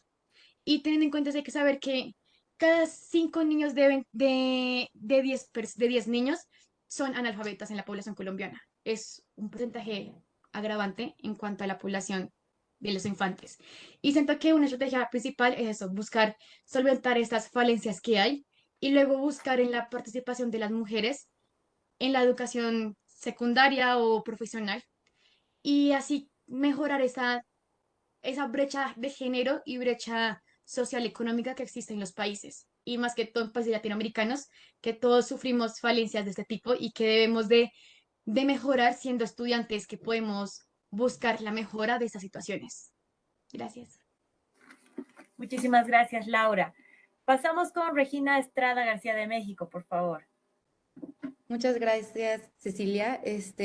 Pues para empezar, la pobreza va más allá de lo económico. Es un problema de derechos humanos. En el año 2000, el 46,6% de la población mundial vivía en pobreza con un ingreso de $1 a $2 diarios. Hoy en día, el 85% de la población mundial se encuentra en una pobreza moderada con menos de $30 al día. En el 2021, la tasa de pobreza en América Latina alcanzó el 32,3% de la población total de la región. El 32,1% de la población de la región viven actualmente en pobreza y el 13,1% presentan condiciones de pobreza extrema, de la cual el 27,5% de esta tasa de pobreza es femenina y el 23,7% es masculina.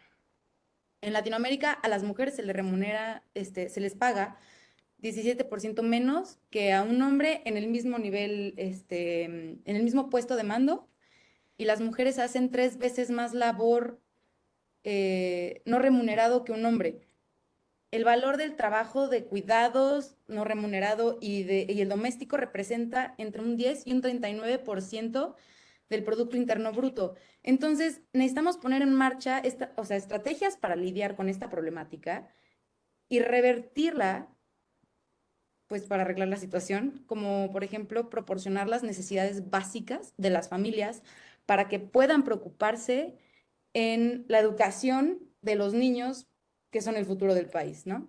Implementar una educación que no separe, pero que incluya ambos géneros, implementar la participación masculina en estas tareas no remuneradas, ya que esto va a ocasionar que la mujer tenga más tiempo para su trabajo remunerado. Las mujeres por este mismo tema no son contratadas en puestos de altos mandos porque corren un riesgo de embarazo, este riesgo para la empresa de cumplir con estas labores asignadas a estas mujeres. Entonces, si se divide el trabajo, dejaría de ser una labor 100% de la mujer. Tener un 50% de hombres y de mujeres en diferentes niveles de mando en las empresas y finalmente, pues, proporcionar un mismo porcentaje salarial. Gracias. Muchísimas gracias, Regina. Con esta última intervención concluimos con la ronda de preguntas y el conversatorio, por supuesto. No sin antes mencionar, como lo dijeron cada una de las representantes de las diferentes universidades de La Salle, que la brecha de género se ve reflejada en las oportunidades de acceso y control de los recursos económicos, sociales, culturales y políticos, y por lo tanto es necesario mejorar las estrategias y mecanismos de atracción, acceso y orientación de las mujeres en la educación superior, con el fin de promover su presencia y participación en dichas instituciones. También la cultura institucional debe ser inclusiva y orientada hacia un cambio sociocultural para una mayor igualdad de género. También es necesario abordar las normas, prejuicios y estereotipos de género a nivel familiar y de los compañeros propios de las universidades. Por otra parte, la pobreza afecta desproporcionadamente a las mujeres, ya que soporta la doble carga del empleo y el trabajo del hogar, como lo han mencionado, además de la violencia de género, que sigue siendo un problema en toda la región. La pobreza frena su independencia económica, el acceso a los recursos y a los derechos como la educación y la salud. La discriminación contra las mujeres y niñas es causa y al mismo tiempo una consecuencia de la desigualdad que genera la pobreza económica. Es decir, la pobreza aumenta la brecha de género y la desigualdad de género provoca esta pobreza. O sea que se da un círculo que es necesario romperlo cuanto antes. Muchísimas gracias a todas las representantes de las diferentes universidades de La Salle y a todos los que estuvieron presentes en este conservatorio.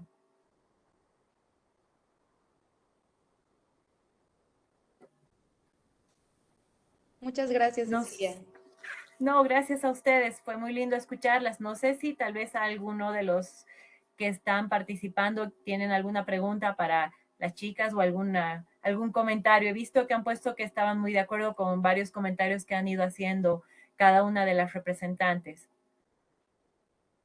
Gracias por la invitación y si me permite, yo he visto que hay algunos chicos, algunos hombres concordando con nosotras allí en el chat.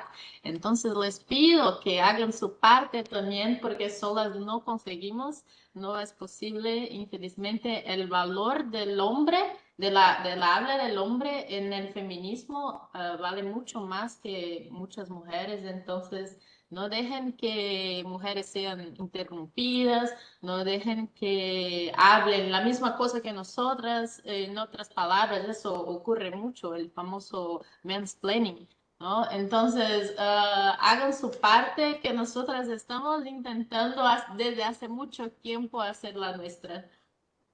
Gracias. Gracias a ti, Bruna. No sé si alguien más desea agregar algo. A ver, acá tenemos una pregunta de Carlos Rojas de la Universidad de La Salle de Bolivia. ¿Cuándo experimentaron una situación de desigualdad de género y qué les gustaría que sea diferente?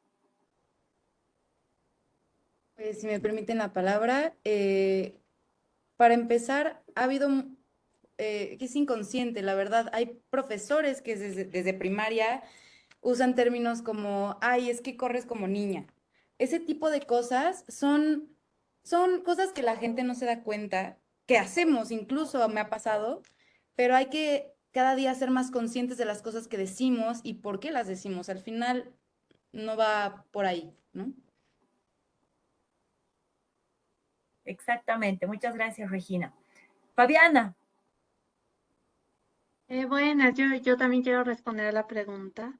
Yo he experimentado una situación, pero como testigo, ya que una vez cuando yo estaba estudiando en el colegio, había una chica que no quería portar el uniforme de las chicas, que era siempre con falda y camisa, todo muy femenino, y ella no quería porque decía que no le gustaba usar falda, ¿no? Y ella pidió permiso para poder usar pantalón, ¿no? Y la cosa es que se generó un problemón en el colegio y ella tuvo que luchar mucho para que le dejaran usar lo que ella quería, ¿no? Que igualmente era el uniforme, pero era el uniforme de los hombres, ¿no? Entonces, al final el colegio cedió y ahora en el colegio sí se puede utilizar el pantalón si eres mujer también. Y creo que ahí yo me di cuenta que tenemos como que paradigmas o estereotipos de cómo debe verse una mujer que al parecer no son tan evidentes en nuestro día a día. No tú ves a una mujer con pantalón o con falda y ahora sí es normal, ¿no? Pero antes y en muchos colegios creo que pasa eso, que hay un estereotipo de cómo debe ser el uniforme de una chica y cómo debe ser el uniforme de un hombre, ¿no? Entonces, ahí creo que a mí me causó un cambio de mentalidad y me gustó que el colegio, porque estaba en el colegio La Salle también, permitiera eh, romper los estereotipos del uniforme. Muchísimas gracias, Fabiana. Y complementando a lo que acabas de decir, es muy cierto, los mayores accidentes entre los niños se dan precisamente porque las niñas llevan falda, porque se les engancha, digamos, en el resbalín o en el columpio, y ellas sufren este accidente simplemente por la ropa, no porque sean incapaces de hacer lo mismo que hace un niño. Gracias, Fabiana. Le damos la palabra ahora a Laura Sofía, por favor. Gracias. Bueno, siento que con la pregunta es más como una experiencia con compañeras dentro de la universidad en el día a día. Son el simple hecho de pedir la toalla higiénica. Es normal en nuestro día como mujeres. Es la vergüenza, es el tabú de pedir algo que es esencial para nuestra vida durante el periodo menstrual. Es algo tan indispensable que es con una pena, con una vergüenza, porque vergüenza sí es algo anatómico, no es como que podamos elegirlo, que lo podamos cambiar, es algo de nosotras y que tristemente es una desigualdad porque así digamos una diga, tengo que ir al baño en clase y profesores que no lo dejan ir a uno, siendo hombres o siendo mujeres, o sea, sin importar el género. Y uno dice, pues profe, es que no lo voy así enfrente a todo el salón. Y lo estoy con compañeras y es la necesidad, tengo que ir al baño, pero no me dan permiso porque acabamos de salir de, digamos, de clase en el colegio. Dejamos de entrar de descanso. Entonces son cosas que son muy pequeñas y que uno no se da cuenta en el día a día, pero que en serio hacen la diferencia al definir cómo la desigual de géneros. Muchísimas gracias. Por favor, Bruna, una última intervención y hay otras preguntas más. No sé si tenemos el tiempo, pero en realidad me gustaría contestar la pregunta de Díaz Vargas, Ari, que ha sido... Perfecto, yo la leo. ¿Qué ha sido lo más significativo en su proceso profesional y académico para redignificar su género como mujeres? Muchas gracias por su importante exposición. Esa pregunta me tocó mucho porque vengo del derecho, soy abogada y soy abogada criminalista, criminal acá, entonces eso es una área que es más de los hombres y en derecho más hombres están acá y eso es una lucha diaria, es como si yo no estoy con la ropa de una abogada, me parezco una niña y soy la estagiaria de alguien o no soy abogada, me piden mi tarjeta de OAB, que perdón, no sé si ustedes tienen o si es como es en su país, pero eso pasa a cada día, es siempre una lucha y eso es lo que intento hacer con las otras mujeres y las otras estudiantes que veo porque Ya me pasó de ir a algún sitio público y la persona empezar a pelear conmigo y darme clases como si yo necesitara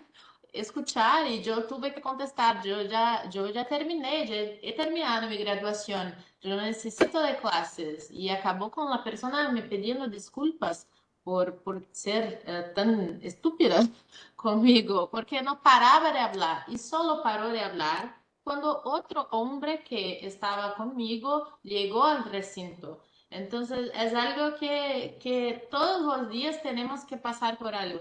Como abogada criminalista, a veces mujeres son confundidas con las mujeres de los presos, porque no podemos ser abogadas, tenemos que ser parte de algo, hermana, mujer o algo así. Entonces, es una lucha de todos los días y es muy importante también que las mujeres que no conocen el feminismo sepan y que nosotras tengamos la calma y la paciencia de explicarlo para que sepan que no es porque nos odian los hombres, no tenemos nada contra los hombres. Es por, yo siempre digo a las mujeres que dicen que no les gusta el feminismo, no les gusta, pero tú tienes el derecho de hablar eso, tú manejas tu coche, tú vas a la universidad y todo eso es gracias al feminismo y a las mujeres que vinieron antes de nosotros y que pudieron hacer eso. Entonces tú tienes el derecho de hablar que no te gusta por eso. Entonces, explicar con mucha calma, porque ya hay una frase muy famosa que el, el oprimido solo es oprimido, el opresor solo es opresor porque tiene junto con él lo oprimido, ¿no? Entonces es eso, tiene la fuerza también de los que son oprimidos y no sienten. Entonces creo que eso es una lucha diaria y tenemos que seguir luchando y seguir imponiéndonos para que eso se pare en algún momento. Muchísimas gracias, Bruna, por tu intervención. Regina, tú también creo que querías comentar algo. Y sobre la pregunta, yo creo que lo más significativo sería ver de nuevo a estas mujeres que son nuestro modelo a seguir, nuestras guías en puestos de altos mandos, pues sí, que se puede, que no es imposible, ¿no? Y que den este ejemplo. Yo creo que es muy importante también como profesoras dar este ejemplo, porque pasamos la mitad de nuestra vida y de nuestros años de formación más importantes en la escuela y con estas personas, ¿no? Que son nuestra segunda educación. Entonces sí creo que eso es algo bastante significativo que hay que tomar en cuenta. Muchísimas gracias, Regina. Aquí Dana Estrada nos hace un comentario que dice, las situaciones de diferencia de género se presentan todo el tiempo, desde que les pedimos a nuestras hijas que atiendan a sus hermanos o cuando permitimos a nuestros hijos varones llegar más tarde que a las mujeres, porque ellas se encuentran en situaciones más vulnerables que los hombres. No sé si alguien quiere hacer un comentario, profundizar en este tema. Uno solo si puede... Ah, perdón, yo hablé en frente de Laura, perdón. Pero yo hablé eso antes cuando la maestra Paula estaba hablando. Eso es desde niños cuando ofrecemos juguetes para niños que hacen que piensen y que monten cosas y para las niñas solo que cocinen, solo que limpien con sus muñecos y entonces... Eso empieza desde muy temprano mismo, y es muy difícil hoy ofrecer muñecos para los niños, porque podemos hacer eso en casa, pero infelizmente cuando lleguen a la escuela y hablen eso, van a sufrir con los otros por las madres que no hacen. Entonces, eso empieza, y eso hace con que los niños van a la ingeniería, van a la computación, porque ejercitan su cerebro, sus cerebros. Y las niñas no, las niñas van a cocinar, van a limpiar la casa. Entonces yo creo que eso empieza desde los juguetes que más allá, más temprano que en las fiestas o llegar tarde o recibir a su novia en casa y el novio no, desde antes en los juegos, en los colores que dicen que es solo para niñas o solo para niños. Entonces creo que es desde muy temprano mismo. Muchísimas gracias. Le damos primero la palabra a Sofía y luego a Fabiana, por favor. Gracias. Bueno, complementando con lo que dijo Bruna, es cierto, siento que es una situación que más que de pequeños es una formación también de los padres y que eso se ve en, digamos, en las capacitaciones para madres primerizas. No, el rosado es de color de niña y el azul es para el vestido de los niños. O sea, desde ahí empieza como esa diferencia y es porque dos colores. Y lo digo como experiencia, mis papás no sabían qué era yo, entonces mi primera muda fue amarillo. Es un número, un color neutro que no tiene nada que ver con qué género es, ni si es niña o es niño. Y siento que desde ahí se ve la diferencia de formación de los padres con sus hijos y cómo sus hijos mejoran o duplican como ese comportamiento, porque si somos los seres humanos, nos adaptamos a las circunstancias y creamos nuevos hábitos según lo que nos han enseñado. Entonces, lo que genera que si mis papás enseñaron eso, pues tengo hábitos que hacen que no haya diferencia de género, digamos, ¿sí? Siento que la formación va también desde los padres a sus hijos desde chiquitos y sus jóvenes ya creciendo como profesionales en universidades y trabajos. Siento que todo es una cadena que se une con hábitos básicos que nosotros como seres humanos hacemos. Muchísimas gracias, Laura Sofía. Fabiana.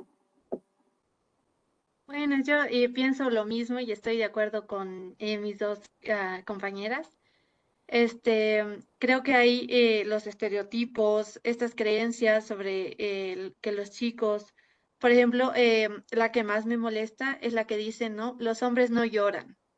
Los hombres no lloran, los hombres, los hombres son los fuertes, los hombres son los que cargan. Y hay muchos beneficios más para los hombres que son estereotipos que los papás han creado, lamentablemente, y hay un problema en las generaciones, ¿no? Como decían ellas, porque ellos han crecido así, los han educado así, ¿no? De que los hombres son de color, como decía, ¿no? El bebé hombrecito de color azul, la bebé niña es la princesa, es de color rosado, ¿no? Y hasta yo me puse a pensar, ¿no? Hasta la violación sexual es muy feo eso porque va de las dos partes, ¿no? Hay mujeres que son violadas, pero también hay hombres que son violados y hay que ver una igualdad, ¿no? De que ellos también sufren de eso y tenemos que aplicar la igualdad en esos casos. Eso Muchísimas gracias, Fabiana. Bruna, querías intervenir nuevamente. Una última colocación, es solo para colaborar con lo que ha dicho Fabiana. Es que los hombres no lloran, los hombres se matan. Eso es muy triste. Porque en realidad los hombres aprenden a reprimir todos sus sentimientos y la tasa de suicidio entre hombres es mucho mayor que entre las mujeres. Y eso es muy preocupante porque mientras enseñan a los hombres a no sentir, ellos no van a hablar y entonces van a pasar por todas las otras cosas solos hasta que lleguen a este punto tan malo. Y sobre los colores, intenté me acordar acá, pero no me acuerdo, pero hay un libro que habla de los colores de azul y rosa, que antes era el contrario.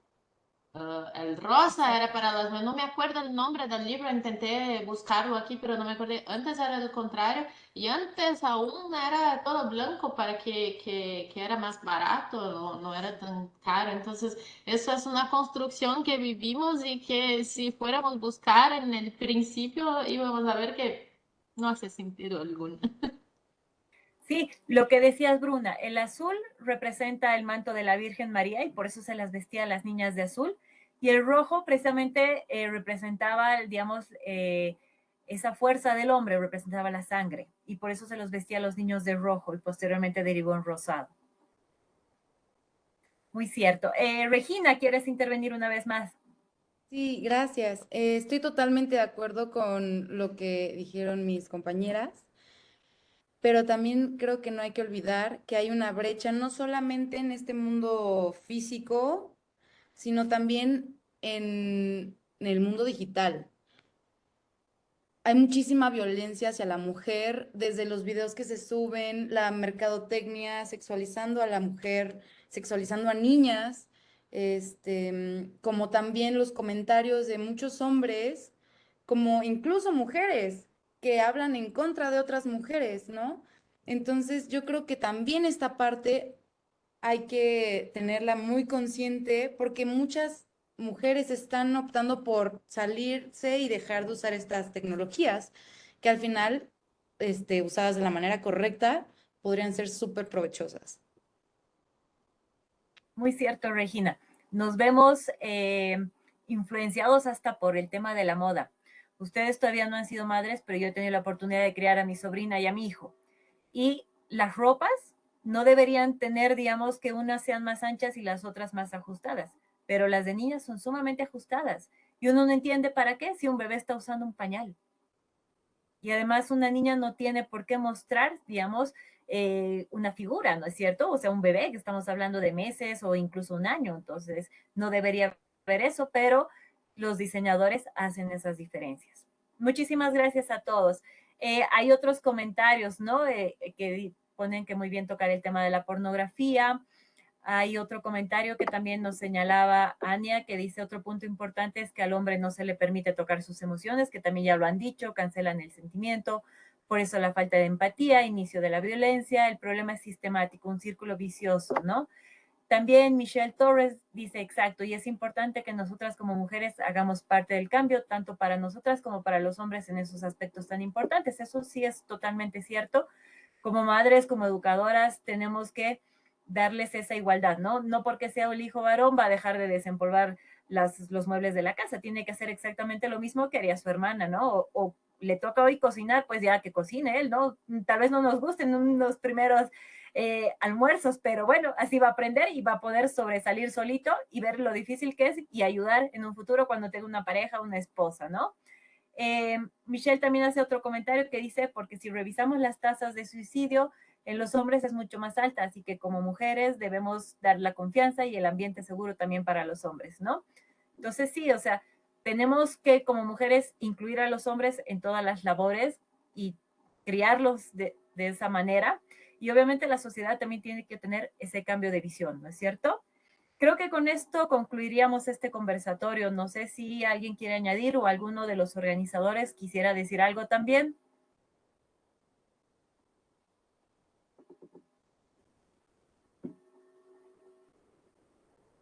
Me parece que eso es todo. Bueno, muchísimas gracias a todos por haber participado y por haber expresado todas esas lindas ideas y que se nos hagan realidad en un corto tiempo. Esperemos que sea así.